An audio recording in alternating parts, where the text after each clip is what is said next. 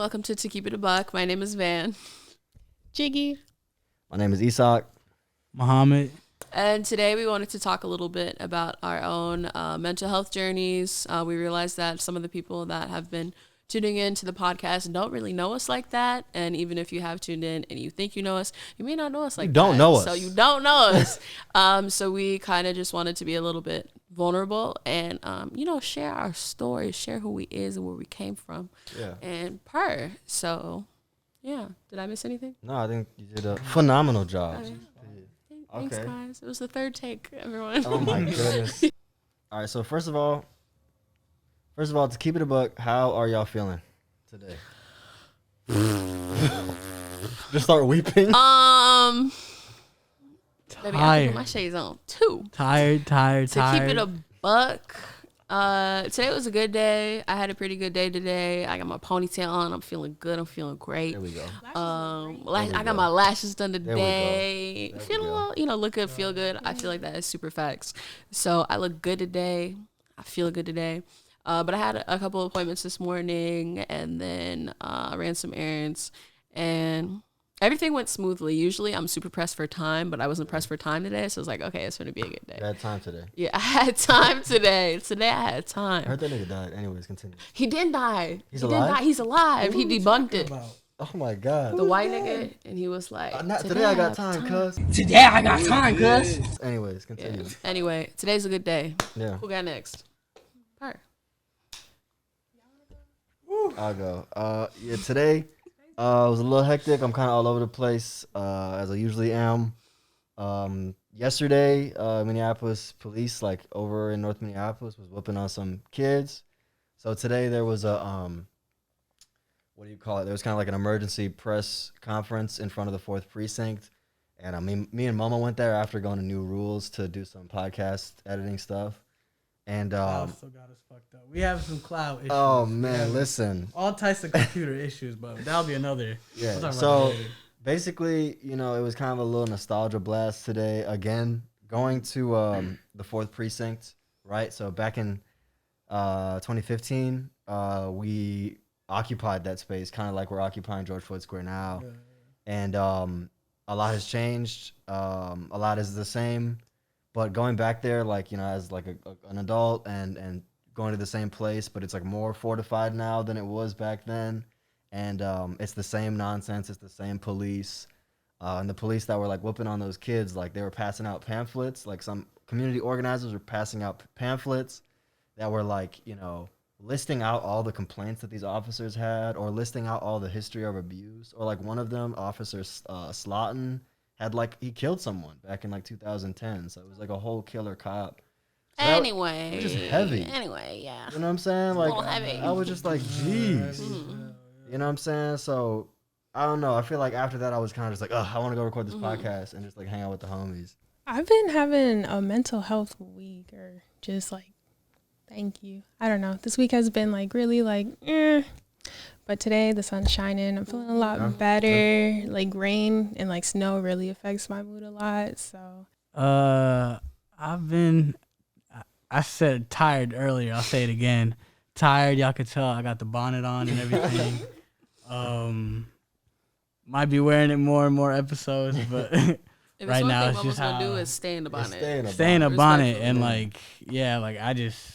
that's just how I'm looking today. I haven't gotten ready for anything, but I crib. got up. Yeah. I've been feeling good with the sun and everything. Been trying to go outside more, but trying to set more of a routine. I should have did that today, but we'll talk about that another time. But tired, but hopeful. Sun is getting better. Days are getting better. All right, so boom. In this episode, we wanted to talk a little bit about coping mechanisms and how we're going to, stay happy and healthy, or at least do better to take care of ourselves and our mental well-being through the stressful last month of living in Minneapolis with the Derek Chauvin trial looming and everything else. So do you guys want to bring up some ways that you guys are going to be making sure to take care of yourself? Yeah, so I've been getting into journaling a lot more, getting all my thoughts and feelings down onto paper, just because I don't know, a lot be going on.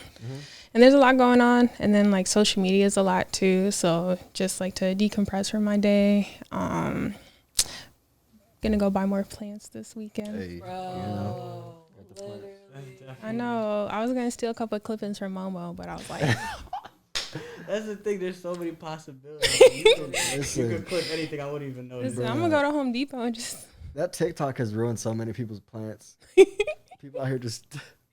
That's what you do. What else have I been doing? Therapy, but I've been working out a lot more too. So that's what I'm trying to do. I'm trying to keep busy with like my body and my mind, and not just like lay around and like scroll on like social media. Right. What about you? Damn. I would say even trial like aside, the month has been ludicrous. The month has been motherfucking like things I could have never been like realistically prepared for. Yeah. I would say one of the things that's been helping me like persevere, push past, keep through, is literally memes and clown shit and things that just make me giggle and laugh and just whatever. I would say that that's definitely one of my biggest coping mechanisms is just clowning through it. Like I grew up with a super funny older brother, and like a lot of that clownness got passed down to me through like him and my dad. So like all I know is clown. Like niggas would be crying like, this shit's so funny, fam. Like, oh my God. But it don't fix everything. Oh yeah. That's where they get you. But I would say definitely that, and then spending time with like my besties. Quality time is one of my biggest things that like kind of pours back into my cup, and just good vibes and energy. And I often find that from like my closest friends and people. So that's one of the things that I've been doing to try to help me with like this ludicrous ass month. And bro, 2021 came in hot. It came in super hot. It came in like guns a-blazing. Remember when niggas was like, oh my God, can't wait for 2021. This 2020 shit was crazy. Yeah. Yeah, I remember that. I was one of them niggas. Yeah. So I don't know. One of the things that also helps me is like keeping a really like positive outlook. Let me look into the camera. A real positive outlook. You don't got to. Because like when I was younger, I was super down bad, and like middle school sucked for everybody. Middle school was not that girl. At least that's what I'm thinking. Anyway, who had a good middle school experience? This nigga said me. Read the room. With the mohawk. Anyway, so I was gonna say I was super down bad when I was younger, and then I don't know when the switch flipped, but I was like, okay, tomorrow will be better. Like every day, whatever. So I guess just say, como city say like, keeping faith. Shut up. Like keeping faith that like it'll be better later. My dad says it'll be greater later, and I very much take that to heart. Cause nigga, it's gonna be greater later. Yeah. Like I got my ponytail in now. It's greater. It's later. Like we good. Eyebrows so exactly. Eyebrows blonde, baby. Always ready. So yeah. Per. Who got next? You wanna go next? Come on, big purr. Y'all, I'm gonna be honest. Not a lot of moves, but one move in the way that I got a PS5. Per. I used to play video games a lot. It used to kind of be a space for me. So I'm getting back to some of my favorite games, playing video games with my beans, with my friends. So that's been something that's kind of cool. I've also been really happy with the fact that Warmth brings courts and basketball. Oh, yeah. And like not the good court, not the bad court, but the good. We balling, and that's one thing I love to do with my friends in the summer is play basketball. And it's like, like just shooting a nice three, like people y'all would look at me. Bro, y'all would look at me, don't think I don't I'm 90% from the line. Like I have a video on my Instagram of Momo dancing, and then all of a sudden the ball gets passed to him, and he turns around and hits the three. It starts like Dougieing again. maybe easy. So smooth, literally. Yeah, exactly. Awesome. And you were dancing to the baby, I think. Yeah. Something, whatever was popping up that time. What was the vibe? I had shorter hair. Caught in 4K. Listen, 2017. Oh yeah, and like shorter hair, getting longer hair. For those who do know me, when I used to have long hair, I used to detangle and everything. Used to feel really nice. Used to be like a time to think and everything. And that's happening more. Like I'm spending more time detangle and shower. And I didn't do that today, obviously, but you know that is more of a space. So I'm getting little things to myself. But honestly, you know, it's niggas is working on it. Also, I'm talking so close to the mic. This nigga in the mic. That's so like Gotta be. Boom. Let me see. Yeah, I mean, now that it's finally warming up in Minneapolis, first of all, for people who are not in Minneapolis, it'd be cold. Like, it is not no regular winter. People don't go outside. When we do, you run to the car, you run from your car to where you're trying to go.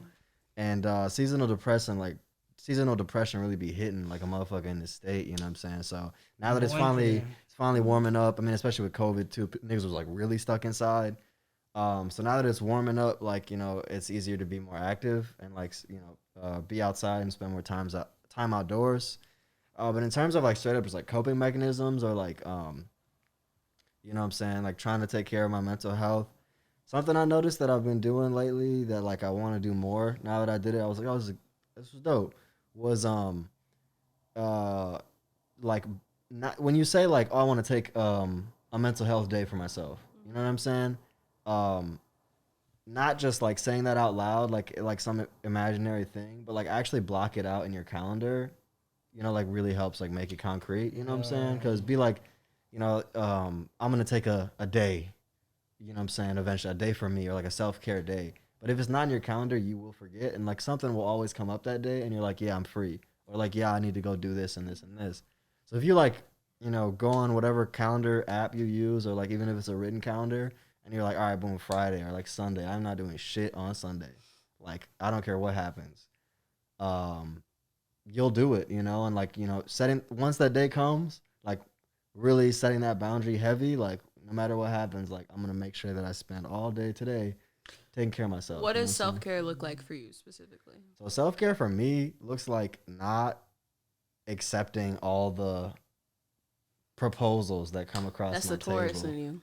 You know what I'm saying? Because Monday through Sunday, I'm like I said on the first episode, 24 hours in a day ass nigga. Like, I'm not the type to be like, oh, I actually have something to do on Friday, so we can't like Friday. I'm like, I actually have 30 minutes on Friday, and I can meet you for those 30 minutes and then go do, like, my whole day be planned out through the whole day every day. And also, like, since pretty like entrepreneurial and like I don't like have like a boss and like I'm actually in control of my own time, I try to use all of it. And since the stuff that I do and like the content that I create is something I really like enjoy and love doing, it doesn't feel like work, even though it is. And I begin super drained and it's hard to like pace myself and stuff. So yeah, making sure that I don't just say like yes and go, but also I bought these scooters last summer. You remember them? So it was finally warm enough to bring them hoes out, and that was a good time. Like jumping on those scooters, just like breathing in the spring air and zipping around the Rose Gardens or George Floyd Square, just like zipping around the neighborhood. Especially Madame Acosta. Oh yeah, exactly. Going to the lake. Going to Palmas Beach. We was digging down that lake all summer, bro. Nigga beach. Excuse my French. Bro, we was. Yeah. Anyway, oh hell no. It's true. It's true. Yeah. Whenever I think about that lake, you just can't swim in it anymore. But whatever. That's a whole nother topic. We was outside. Man. We was outside. Man. Hammocked up. Man. All anyway. Right. So boom, what's the next like thing we had to talk about? Kind of like our own mental health journeys and where we're at in that, and some downsides to maybe getting started with like actually assessing and trying to take care of ourselves, and then also I would say like the positives or like the things that have been a little more easy and things like that. Okay. So kind of just ourselves. Yeah, sounds good. And what's in here, what's in there? Oh no, in it, bro. Yeah, everywhere. So in regards to my mental health journey, I was thinking about it this morning. I've been on it for about like maybe like the last 4 or 5 years. Like as soon as like I left home, I was like, y'all niggas are crazy. I need some help. So when I was in college, like I got hooked up with a therapist, but I was not great at like seeing her. I'd see her like once a semester, knowing damn well I need to see her like every day. So from like that to like now, like seeing a therapist like regularly, and being able to get like diagnosed with like, you know, stuff like depression, anxiety, or like ADHD and like a whole bunch of other stuff. So like it's been really great to have that, but also like it sucks because I'm like, damn, I'm like mentally fucking ill. like my life's already hard enough. Like let it go. Let it go. like, you know, and like along the way, like I've dealt with people who are like really like toxic, positive, like, yeah, you know, just don't be anxious or like don't be depressed. Like, wow, I wish I thought of that. You right. I wish I thought of You that. right. Crack the code. Thank you. It's Why you. am I paying my therapist again? It's you. You the one. You know, Get this nigga a job. Bro, niggas be Dr. Sebi with the toxic positivity. Man, it's bro. awful. Fancy ways. Venti ways. So yeah, I don't know. Just being like an adult and like being black and like people like don't get diagnosed until like later in life with like stuff, like especially like ADHD. Like for black women, it's like in their 30s or 40s when they get diagnosed. So like that was like really eye-opening for me, and also just like learning about like the like everything's based off like white men, and so like just trying to find like resources for myself have been like super hard, or just like with anxiety and depression because it shows up so much like so different in other people. So I've been trying to do that. What else? I don't know. What else in my journey? I can't think of it right now. That's okay. Just to piggyback off what we were saying right there, I was gonna say literally, my sister. I fuck literally. But I was gonna say one of the things that I learned over the past couple years is that like when doctors or like professionals are looking for certain signs of a mental health issue or a disability or something, or even like eczema, like whatever. Baby, I got severe. I got what? Let me stop. Anyway, I was gonna say, bro, the textbook for what like doctors and shit look for, it's white niggas. It's white niggas and usually like cishet white men. So like, oh, depression in men looks like acting out or like high sexual activity or like withdrawing from things and et cetera, or like eczema or rosacea for people looks like this, but like you're looking at this eczema example and it's white skin, or you're looking at these symptoms of what depression looks like, but that's off white niggas. And I'm like, bro, that's not me. That's not me. So that was like super wild to like realize over the course of like the past couple of years once I peeped that, because I was like, damn, I have skin issues. I have eczema. And it took a minute for that to be diagnosed. But and also just other things like depression. Like I'm a very outgoing, you know, extroverted type of person, but I be having bad days. Like niggas be down bad, but you know, niggas won't see it or niggas won't call it that. Well, it's that, bro. It's been that. But yeah, so just what you were saying, I was like, damn, that's wild how black people, like we never get, we don't have the opportunity to call things what they are because niggas are not looking for it in us, or we can't be that. So that's whack. It's ludicrous. Also, just again to piggyback off that. Just to piggyback. Oh my goodness, am I being Android slander? I didn't even get on Clubhouse. Anyways, I am hating from outside the club because I can't get in. But whole time, also black and brown youth like get misdiagnosed for shit and be put in different programs where they don't belong, and it causes like super huge issues for their entire like K through 12 experience and really for the rest of their life.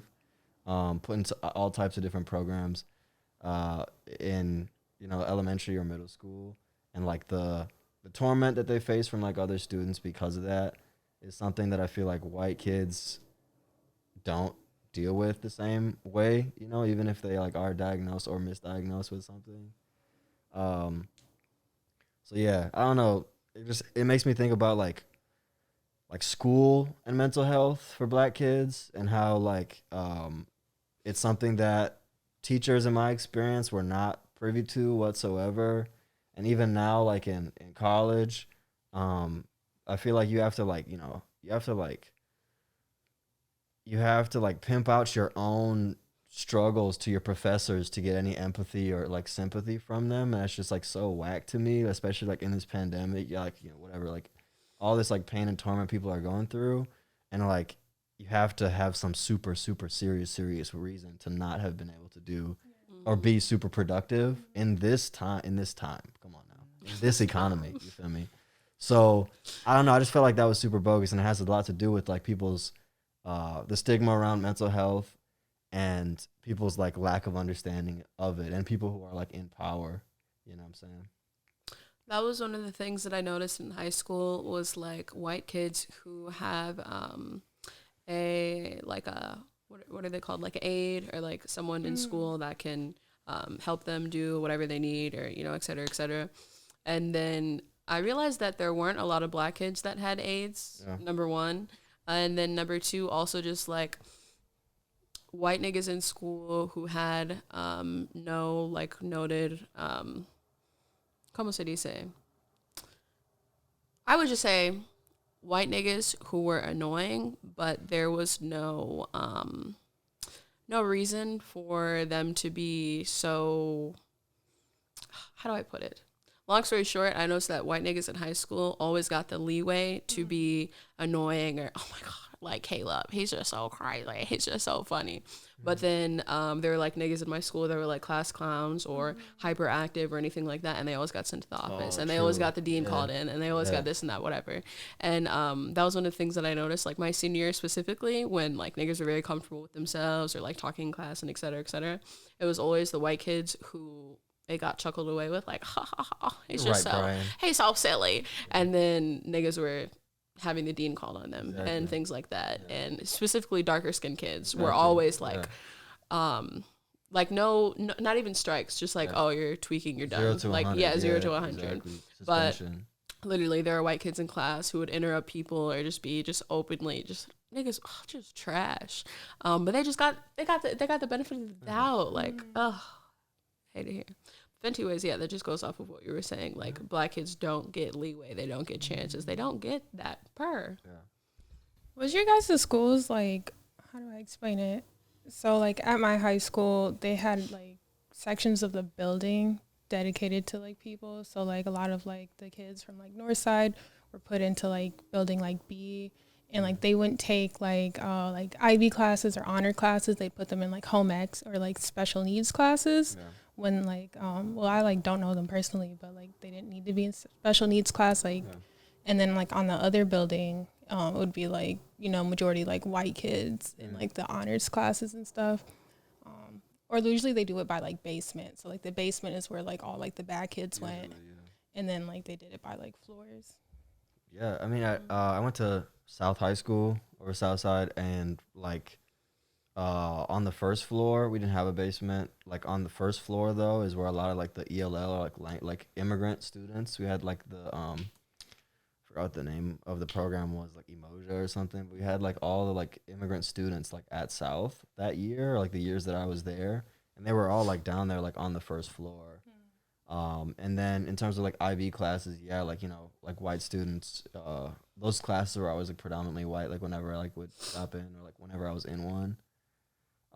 And I did notice too that like like black students like were the ones who were like over honestly like policed, really, like by professors, call it what it is, or dead ass the police, because at South it was hella police in that prison of a school, and it kind of just makes me think about me and Momo. We when we went to the mayor's mansion for the first time since 2016, we were talking about how black youth in Minneapolis cannot catch a break, right? And how year after year after year, either like in the classroom or out the classroom, like during the school year or summer break, like something super traumatic happens to them and their community, and they like feel the need or the duty to like be outside, like for their people or their community.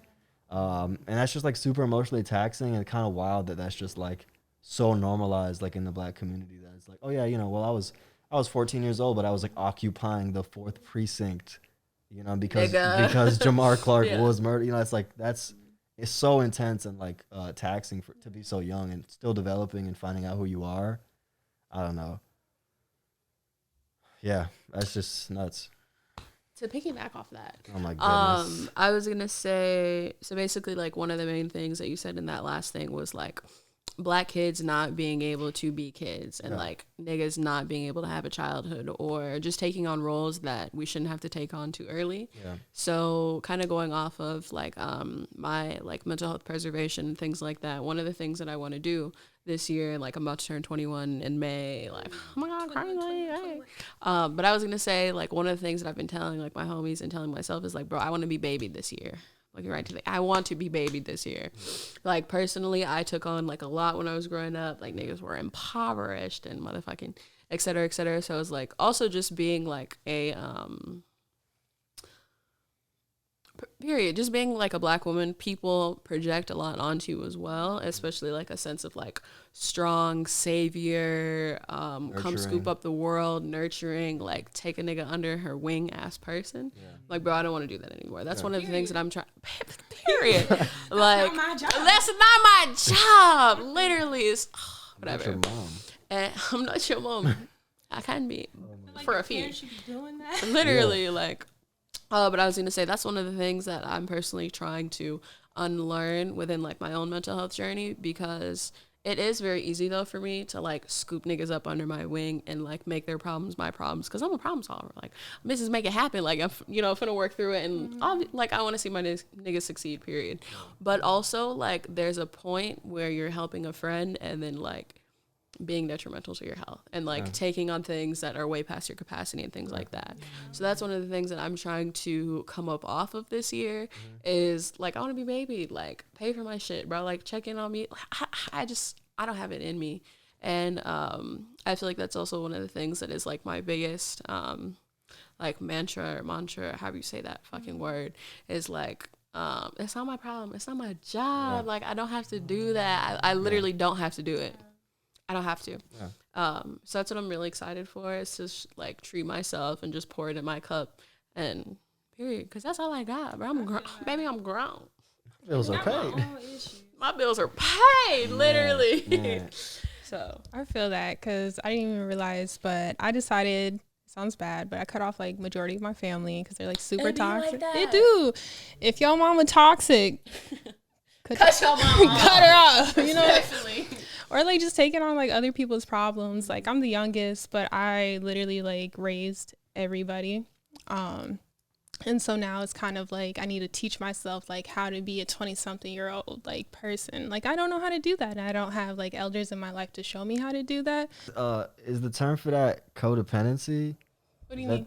What's the word? What's the word for like you always taking care of people, don't know how to take care of yourself? So a part of codependency is a multitude of things. Okay. So it's like some people's codependency, like they can't be alone. Other people's codependency is where they find their validation in like other people. So if it's like, because personally for a while, since like I took care of people for so long, like if I wasn't helping somebody, like I felt like I just wasn't doing enough in like the, relationship with that person.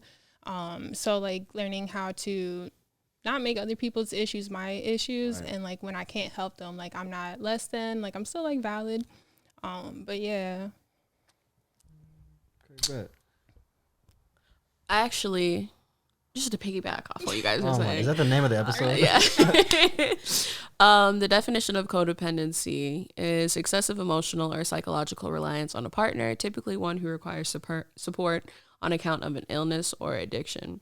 I actually was just talking to my bestie about codependency the other day, and she was like, yeah, codependency is usually like when you and a person or you and a partner, etc., like need each other to need each other, and like you're not yourself without this person. And I know codependency for me has showed up a lot in friendships in the past, when like it's I've noticed that like it's very easy to lose yourself or your individuality when you have people around you that like you may love and care for so much, but like there's a line, like sometimes it's a very fine line where I'm like, where to go?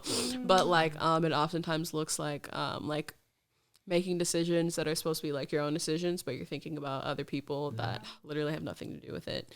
Codependency is not swag, but I feel like it's very easy for people to fall into that mindset or like frame or whatever.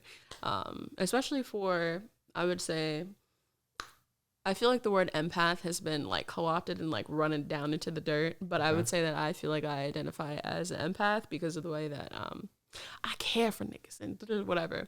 But I was gonna say I feel like that also has been an issue for me, like falling into like this mindset of codependency with people, because I'm like, but I actually care that much, and like I really care. Like it's very hard. But yeah, not swag.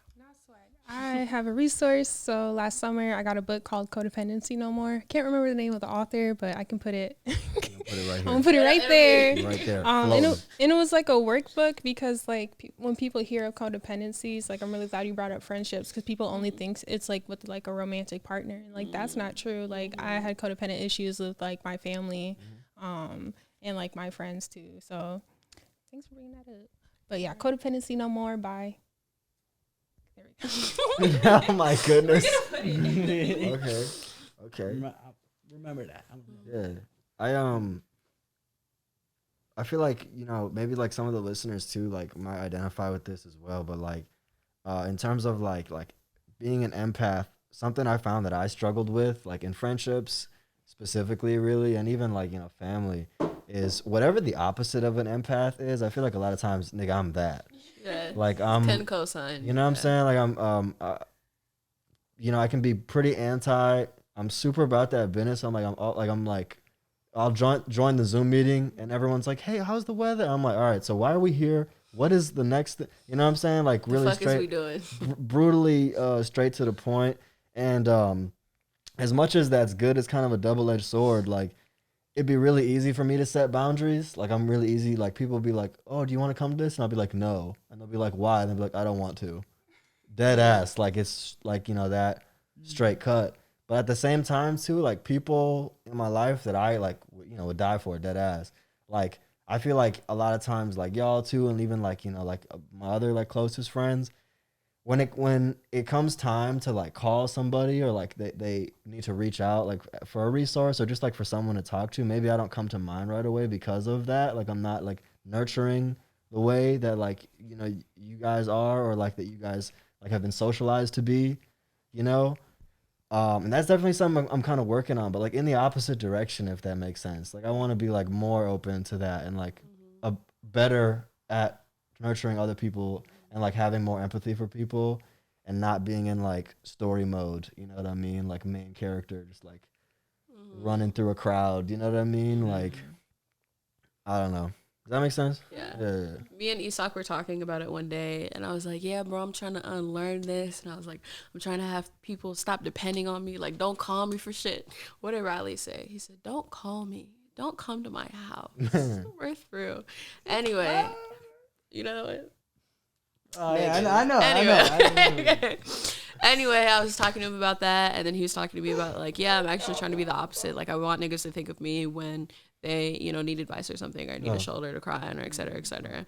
And he was like, yeah, it's like we're working, what did you say? Like, towards the opposite end of the spectrum, and I'm trying to go this way, and you're trying to go that way. Yeah. I was like, yeah.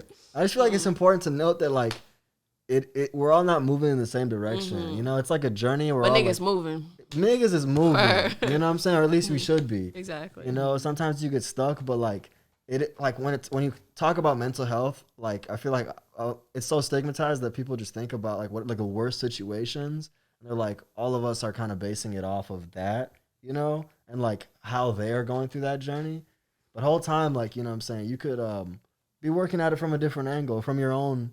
You know what I'm saying? It should be your journey, right? So like stuff that you even hear, like listener, if you're listening to this podcast, like stuff that you hear on here, you should be trying to like apply this stuff to your own situation, your own life, to make it pop. And massage it. Massage like it. Dr. Remy says, As massage it to your fitting. Shout out to Dr. Remy. But I feel like that definitely is one of the things that comes to my mind, at least when I hear people talking about like a mental health journey. I feel like the imagery that I get is like everyone is on their own journey, but like working towards the same goal. But that's not true at all. Like everyone literally has different goals. Like me and Isak, two fucking trains going the opposite way. Like it looks very differently. But I feel like the often stigma around it is like, oh yeah, everyone's working to be their best selves, but like that looks so differently for everybody, and niggas are gonna get there by very different means in very different ways. So part. Yeah. But yeah, going off of what Isak said, like Isak is the nigga that I will call when I need like hard reality truth, like very much so, not nurturing, more so like Isak won't say bitch, but he'll be like, bitch, you're fucking stupid. I'll be like, girl, I'm stupid, girl. He'll be like, bitch, you're dumb. Yeah. Not like that. Yeah. But yeah, and then I would call, like, me and Mama will talk about more massaged, more nurturing topics, more intimate. Softer. And then Isak will like beat the shit out of the intimacy that we could be talking about. Give you the. But yeah, just a cosign. Yeah. That's definitely Isak.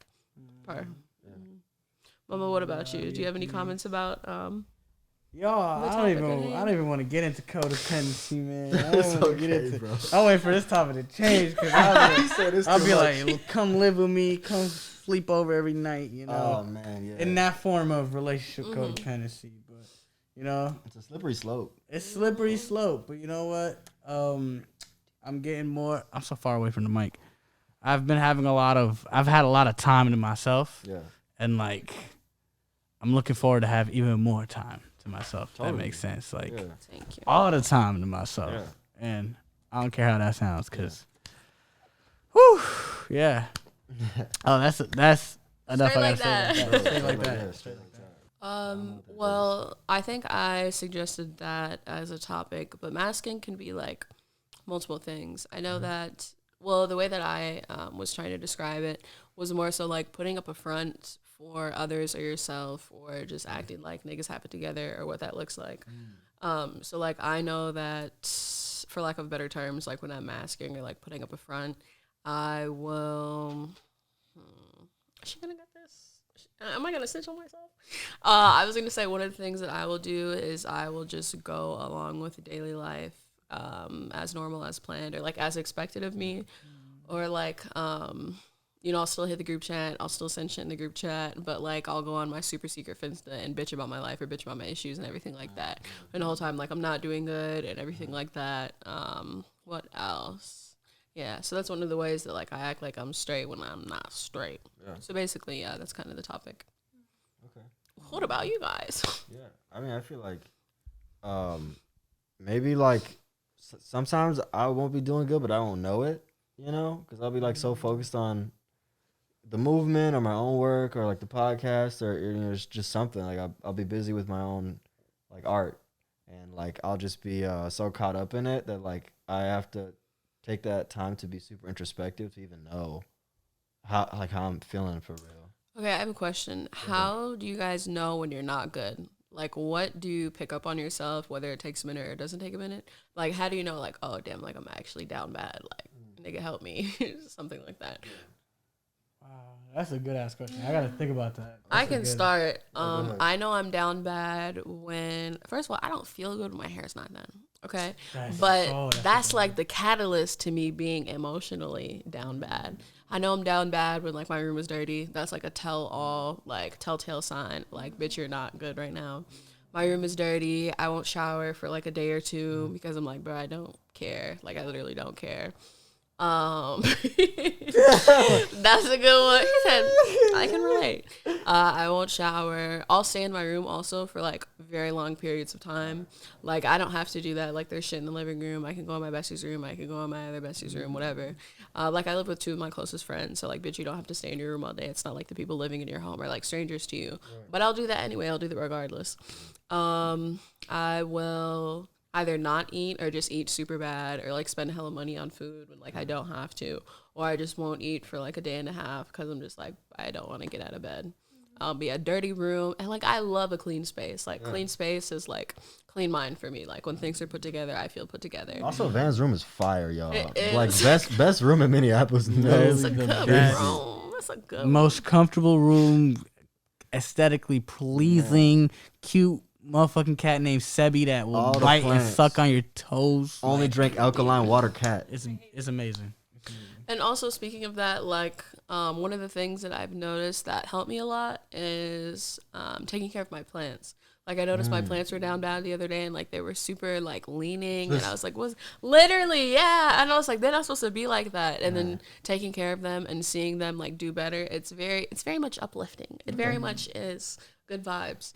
But yeah, so like if I'm not taking care of my plants, I like to make my bed in the morning because like I have like a nice yellow comforter and like it look good when it's done. So when I don't do that, I have clothes all on the floor. Like that's when I'm like, oh, you haven't brushed your teeth since like yesterday morning. Like you're not doing good. Yeah. But it's hard to say that. Yeah. How do you See, say like, you're not It's good? super good to know those signs.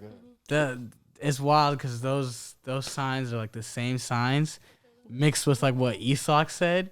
I'll just be like, because like especially with the pandemic going on, I feel like those signs have been going on, but with the pandemic going on, it's been super extended, and like trying to get out of that, shake that off. I feel like now that it's like a change of season, switching out of that seasonal depression, putting something else on, maybe regular depression, whatever it is, you know, like a nigga can get out of that. But I feel like the pandemic has been making some of those like I would see this normally, but like with me being in the same space, like, cause before the pandemic, I remember I'd like, cause like with the room thing, I would leave my room and like I'd come back to it and I'd be like, oh yeah, this is dirty. But now I'm like, I'm here all the time. I'm just like super used to it. And like all these things, like I'm like realizing it, like, yeah, those are signs.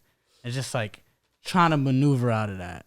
We're gonna see how a nigga feel in the next episode. But, like, that's definitely like Retweet. like facts, like retweet and like mixed with like what Isak is saying, like sometimes a nigga will just not, I won't notice it. Right. But like that's what I have to say about I that. was gonna say too, like, I feel like just thinking about it now, like one of the telltale signs for me is I'll just be like super exhausted. Like I'll be so tired at the end of the day, or like even like halfway through the day, that I can like barely move, or I'll honestly have trouble driving. I'll be like, man, I gotta pull over for a second. You know what I mean? That was you when you first got back from Amsterdam. Yeah, Oh man, doing classes and like taking naps at my crib. this is what I'm talking about. Slump, bro. Imagine, like, when I say there's 24 hours a day, I mean the night too. I'd be like, nah, it's cool. 7 hours ahead, I can take a full workload of classes while doing whatever, you know, community organizing in Minneapolis. Another thing I've noticed too is first of all, over the summer, I was kind of bumping heads with like whatever white supremacists like in the area or in the Midwest online, and like those like threats, I took them like super seriously, and like I'll notice when I'm down bad that I'll have like more intrusive like violent thoughts, or like I'll have like nightmares, you know, like about like, you know, violence, or like, you know, people trying to like harm me.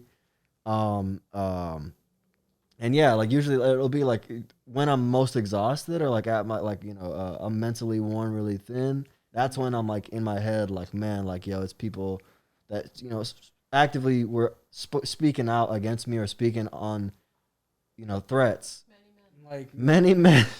Yeah. But that stuff, like, you know, it really ate me up over the summer. And like, I mean, I was trying to play it cool, but like it freaked me out. And it wasn't even just like about like me. It was also about like y'all. Like I was so terrified that like, you know, if someone wanted to act on those threats, that like y'all would get hit and like crossfire in the process. And that was actually what I was like terrified of, because like, you know, I made the choice to put a target like on my back or whatever.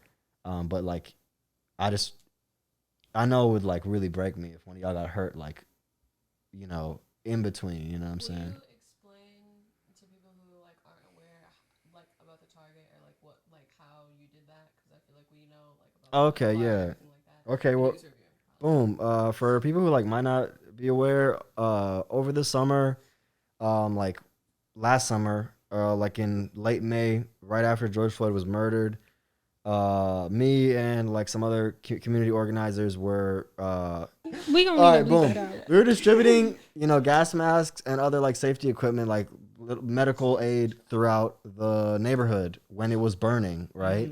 And a lot of white supremacists, or like people online, like really somehow found like some serious offense to that, because they thought it was like a militant move against the Minneapolis Police Department, who they like deep throat every morning on the TL, bro.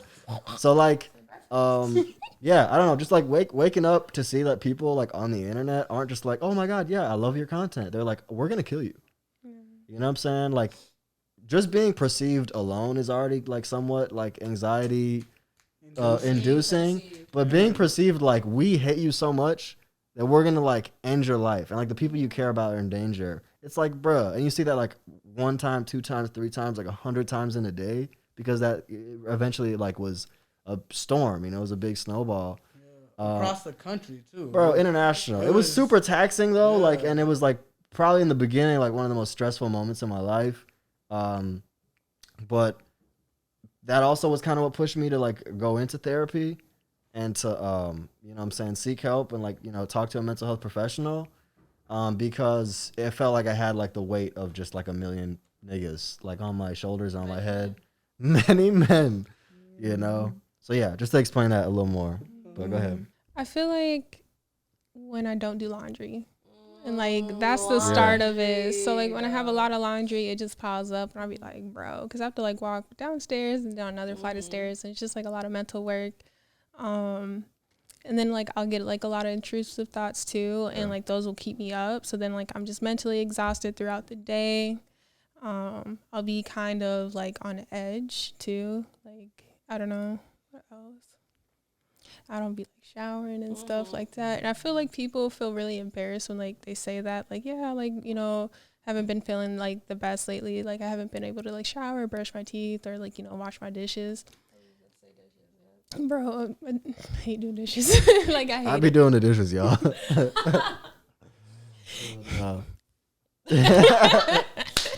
You should. A man's job.